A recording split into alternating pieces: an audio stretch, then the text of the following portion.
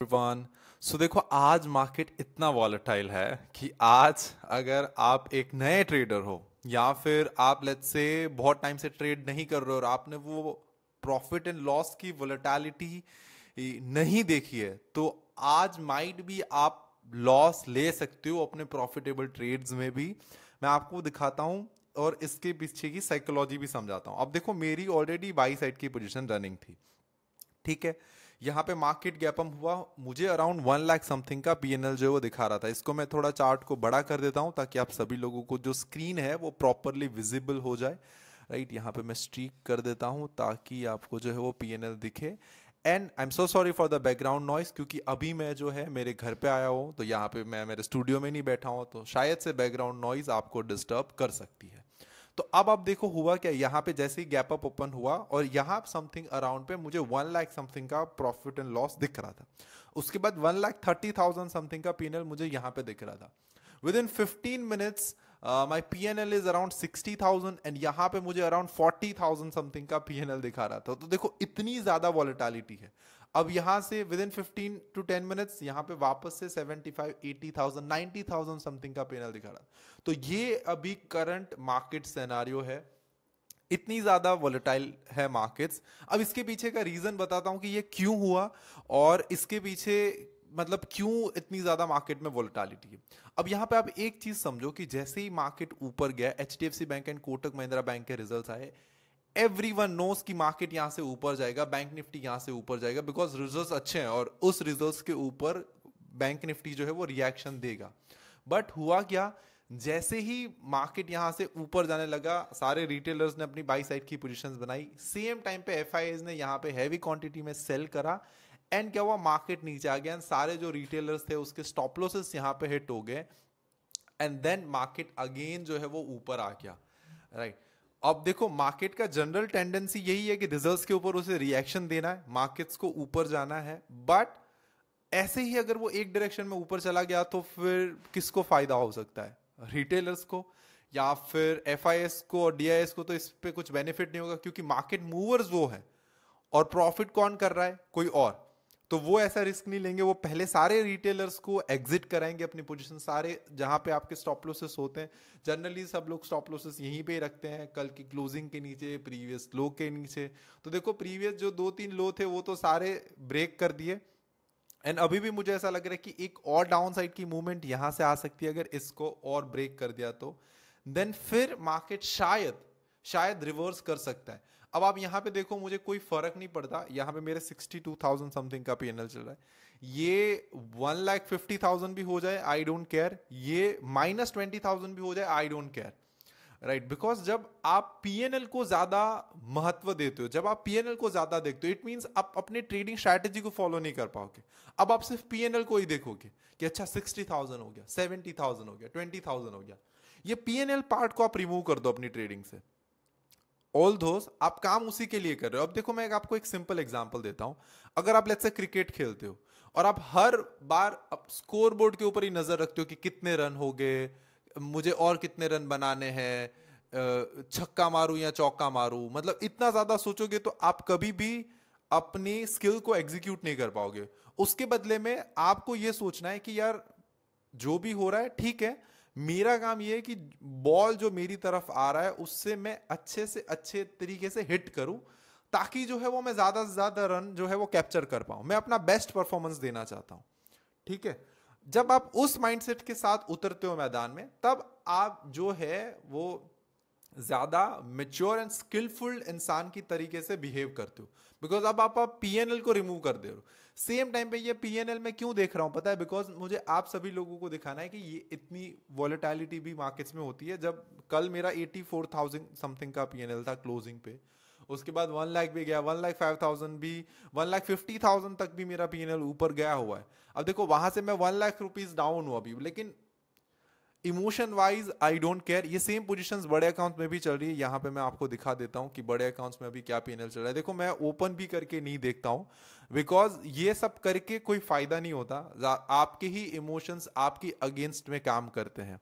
अब आप ये सोचोगे कि सर आपके पास तो बहुत सारा फंड्स है इसीलिए आप करते हो। अब आप समझ लो, आपके पास बहुत सारा फंड्स है या थोड़ा सा फंड्स है, क्या फर्क पड़ता है उससे?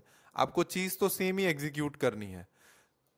और ये मेरे साथ पास्ट में भी बहुत बार हो चुका है कि आप लेट्स से किसी चीज को 20-30 थाउजेंड के प्रॉफिट में एग्जिट करते हो, फिर वही सेम चीज 1 लाख रुपए का प्रॉफिट आपको दे के जाती है, राइट। बट अगर आपने एग्जिट ना किया होगा तो आपने एग्जिट कर दिया, इट मींस अब आपका वहां पे लॉस है। अब देखो यहाँ पे हम देख लेते हैं, टोटल 3 लाख समथिंग का लॉस है। दोनों में मेरी बाई साइड की पोजीशंस है, Nifty as well as bank Nifty में। यहाँ पे कल की क्लोजिंग से दिखाएगा तो माइट भी ये जो पीएनएल दिखा रहा है वो रॉन्ग भी हो सकता है, बिकॉज ये कल की क्लोजिंग से दिखाएगा। अब आज बैंक एक्स में ट्रेड करा हुआ है, तो देखो बैंक एक्स में क्या हुआ है, देखो ये हमारा टोटल पीएनएल प्रॉफिट में था, बट यहां से क्या हुआ वो मैं आपको समझाता हूं। मैंने गलती से ये स्विच टू मैनुअल कर दिया, देखो यहाँ पे स्विच टू मैनुअल है। अब स्विच टू मैनुअल जब आप करते हो तो यहाँ पे मेरा 47,000 समथिंग का इस स्ट्राइक प्राइस में पीएनएल चल रहा था। वो बेसिकली क्या हो गया कि स्विच टू मैनुअल जब आप करते हो तो वो पीएनएल आपको यहाँ पे दिखना बंद कर देगा, राइट। दैट्स वाई यहाँ पे जो है मुझे 9,000 का टोटल लॉस दिखा रहा है ये दो ही पोजीशंस का, बिकॉज ये स्विच टू मैनुअल का मतलब ये है कि अब मुझे अकाउंट्स में जाके उस पोजीशंस को एग्जिट करना है। देखो आज बैंक निफ्टी के गिरने और साइडवेज का रीजन क्या है पता है? कोटक महिंद्रा बैंक आज मोर देन 4% से ज्यादा कोटक महिंद्रा बैंक डाउन है। यहाँ पे हम चार्ट्स को इजीली देख पाएंगे, अराउंड 6.41%। अब 6.41% का मतलब ये है एफ आई यहाँ पे जम के सेलिंग कर रहे हैं। द रीजन इज दैट कि उसकी जो एक्सपेक्टेशन थी रिजल्ट्स की कि इतने अच्छे रिजल्ट्स आ सकते हैं कोटक महिंद्रा बैंक के, उतने अच्छे रिजल्ट्स नहीं आए। देखो रिजल्ट्स पॉजिटिव में आ गए, बट जो एक्सपेक्टेशन थी उसको मीट नहीं करा। अब ये क्या होता है, जैसे समझ लो विराट कोहली से हम सभी लोगों की एक एक्सपेक्टेशंस होती है कि यार जब विराट जाता है तो एटलीस्ट 50 रन तो बनाता ही है, ठीक है। अब विराट 30 रन में आउट हो गया, तो विराट ने तो 30 रन बनाए बट स्टिल हमारी एक्सपेक्टेशंस को मीट नहीं करा, तो उस केस में भी ये न्यूज जो है वो नेगेटिव हो जाती है, राइट। तो इसी तरीके से जो कोटक महिंद्रा बैंक पे एक्सपेक्टेशन थी वो एक्सपेक्टेशन को वो मीट नहीं कर पाए, that's why Kotak Mahindra bank जो है वो डाउन गया। अब यहाँ पे दो चीजें हो सकती है, देखो एचडीएफसी बैंक सुपर पॉजिटिव है, ऊपर जा रहा है, जिसकी वजह से बैंक निफ्टी जो है वो स्टार्टिंग में ऊपर गया था, उसके बाद नीचे आ गया। बट कोटक महिंद्रा बैंक अगर रिवर्स करता है फिर हमें बैंक निफ्टी में जो है एक अच्छी खासी ऊपर की साइड की पॉजिटिव मूवमेंट जो है वो देखने मिल सकती है। यहाँ पे मैंने अभी एसआरएफ के 100 शेयर्स जो है वो बाय करने के लिए ऑर्डर रख दिया है 2282 के प्राइस से, और उसके पीछे का मैं एनालिसिस एंड सारी चीज़ें भी शेयर करूंगा, बट वो मेरे बड़े वाले वीडियोस में होगा, राइट। यहाँ पे 50 क्वांटिटी मैंने बाई करी हुई है। अब देखते हैं मेरी ऑर्डर जो है वो मेरा एग्जीक्यूट होता है या नहीं होता है। तो यहाँ पे आप एक चीज देखो, अब देखो बैंक निफ्टी ऊपर सस्टेन करना तो चाहता है, राइट, बट क्यों नहीं कर पा रहा है? The reason is that the Kotak Mahindra bank. अब कोटक महिंद्रा बैंक में एफ आई आई जम के सेलिंग कर रही है यहाँ पे, बिकॉज एक्सपेक्टेशन मीट नहीं हुई है। अब यहाँ पे आप तीनों के चार्ट देखो, अब मैं थोड़ा पीएनएल को साइड कर देता हूँ ताकि आप सभी लोगों को जो है वो यहाँ पे क्लियरली चार्ट जो है वो विजिबल हो जाए, right. Bank Nifty kind of sideways है। अब हमें कहाँ से यहाँ पे बैंक निफ्टी में मूवमेंट्स मिल सकती है? देखो एक तो ये 52,130 का अगर लो ब्रेक हो जाता है तो बैंक निफ्टी में हमें और गिरावट जो है वो देखने मिल सकती है, या फिर 52,413 का लेवल ऊपर की साइड पे ब्रेक हो सकता है, तो फिर हमें यहाँ पे 52,648 या फिर उसके ऊपर के लेवल जो है वो देखने मिल सकते हैं। बट मोस्ट प्रोबेबली आप देखो मार्केट के ना 3 फेज होते हैं। फर्स्ट फेज होता है मॉर्निंग फेज, जिस पे क्या होगा कि मार्केट बहुत ज्यादा वॉलेटाइल होगा।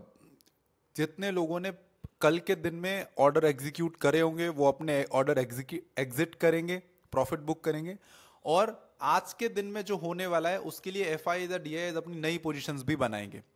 तो ये फर्स्ट हाफ में होता है।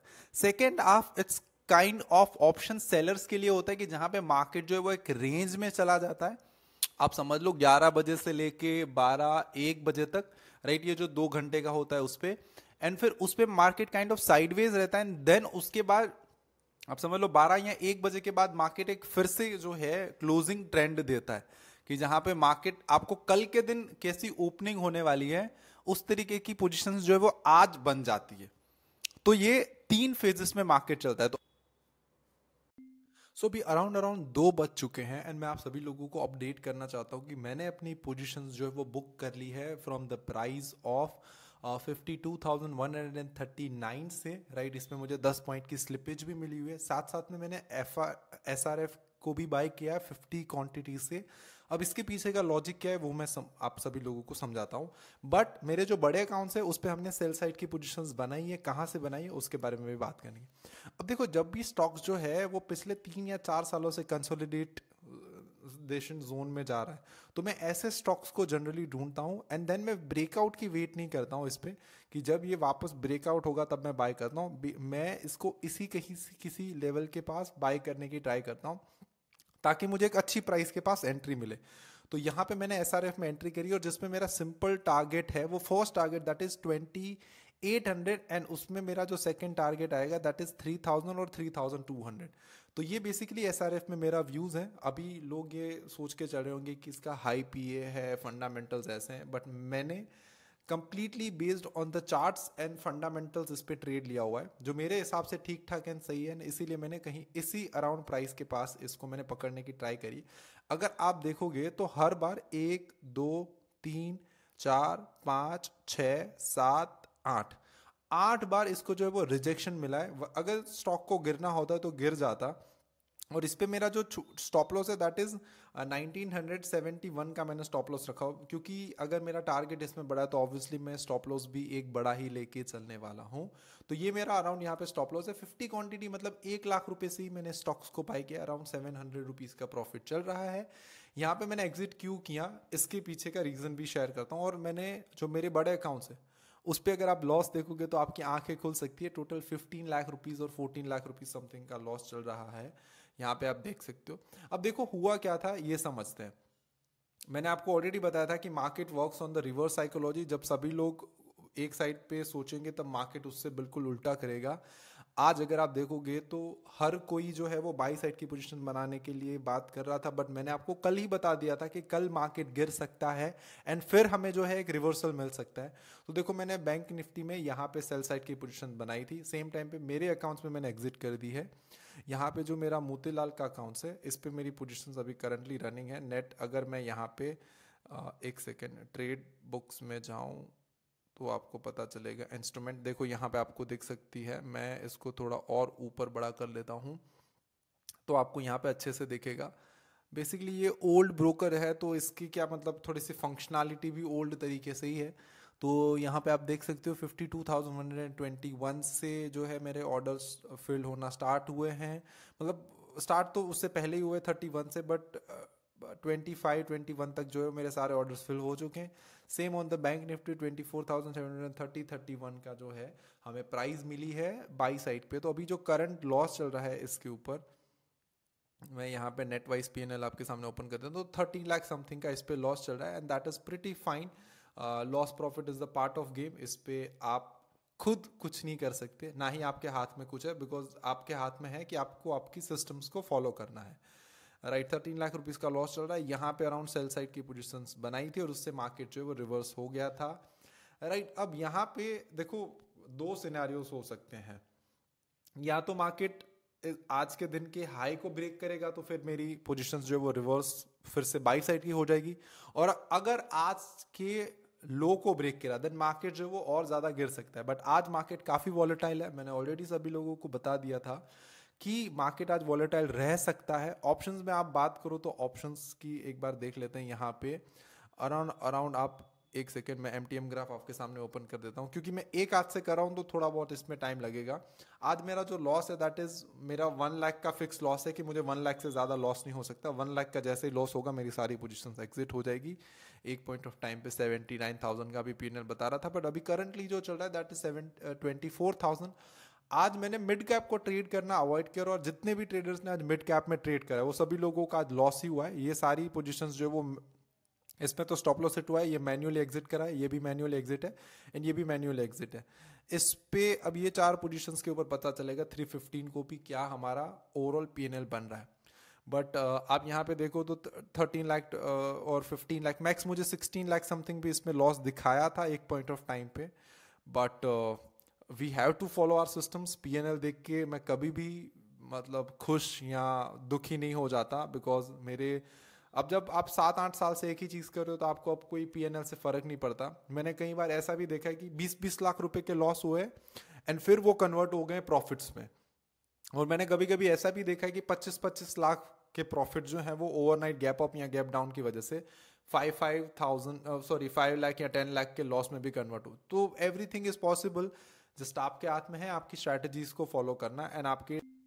दोस्तों देखो, मार्केट खत्म होने में अभी सिर्फ 3 मिनट बाकी है और मैं आपको जल्दी से ओवरव्यू देना चाहता हूँ कि आज का मेरा डे एंड पे पीएनएल क्या रहा एंड मार्केट के थोड़ा बहुत मैं ओवरव्यू भी आप सभी लोगों को बता दूंगा। तो देख लो, जहाँ से मैंने सेल साइड की पोजीशंस बनाई थी ऊपर के लेवल से आप यहाँ पे देख सकते हो मार्केट को जो है वो रिजेक्शन मिला था यहाँ से ही। अगर ये लेवल को ब्रेक करके ऊपर सस्टेन करता, जो कि मैंने आपको बताया था, देन और मार्केट जो है वो ऊपर जाने की पॉसिबिलिटीज थी। बट आज कंप्लीटली रिटेलर्स को फंसाया गया था। सारे रिटेलर्स यही सोच रहे थे कि मार्केट्स ऊपर जाएगा, सभी लोगों ने बाई साइड की पोजीशन बनाई। Kotak Mahindra as well as HDFC bank में, एचडीएफसी बैंक ने सस्टेन किया ऊपर के लेवल के ऊपर, but just because Kotak Mahindra bank ज़्यादा डाउन था उसकी वजह से मार्केट जो है वो मतलब कंपेयर बैंक निफ्टी जो है वो डाउन आ गया। एंड निफ्टी जो है वो काइंड ऑफ साइडवेज हो गया था, बट बैंक निफ्टी जो है वो ज़्यादा वीक था कंपेयर टू द निफ्टी। अगर आप चार्ट्स देखोगे तो आपको समझ में आएगा, फर्स्ट हाफ में पहले निफ्टी गिरा था, राइट, तब बैंक निफ्टी इतना ज़्यादा वीक नहीं लग रहा था। बट उसके बाद जब इन बढ़ने की बारी आई तब बैंक निफ्टी बढ़ रहा था और बैंक निफ्टी नहीं बढ़ रहा था। तो ये बेसिकली मार्केट का आज का ओवरव्यू है। अब अगर आप ऑप्शन ट्रेडिंग में देखोगे तो यहाँ पे अराउंड अराउंड जो है वो आज हमने 10,000 रुपये का प्रॉफिट बुक किया है। टोटल इट्स 60,000 रुपीज़, बट यहाँ पे जो हमने ये स्टॉप करा उसका पीएनएल यहाँ पे हमें रिफ्लेक्ट नहीं करेगा, वो बेसिकली हमें ओवरऑल हमारे अकाउंट्स में दिखाएगा। एंड यहाँ पे एक पॉइंट ऑफ टाइम पे मैं 16 लाख समथिंग का लॉस दिखा रहा था, वो लॉस हमारा घट के आ गया अराउंड 8,71,000। यहाँ पे आप देख सकते हो 1 मिनट में मार्केट जो वो क्लोज हो जाएगी। एंड मैंने एक पॉइंट ऑफ टाइम पे बाई साइड की पोजीशंस भी इस लेवल के पास बनाई थी, बट मेरे ऑर्डर जो है वो ट्रिगर नहीं हुए, तो मुझे खामखा जो ऑर्डर है वो कैंसिल करना पड़ा। तो मेरे पर्सनल अकाउंट्स में जो छोटा अकाउंट्स है जहाँ पे टेस्टिंग होती रहती वहाँ पे भी करंट कोई पोजीशंस नहीं है, बट बड़े अकाउंट्स में दोनों में सेल साइड की पोजीशंस जो है वो इंटैक्ट है। अब लेट्स सी कि कल मार्केट्स क्या करता है। एंड अराउंड अराउंड 6 to 7 मैं मार्केट ओवरव्यू वीडियो भी शेयर करने वाला हूँ जिसमें मैं रीज़न भी बताने वाला हूँ और प्लस में डेटा एंड नंबर्स एंड सारी चीज़ें शेयर करने वाला हूँ, तो वो देखना मत भूलना। Till then keep learning, keep growing, bye bye, thank you so much for watching.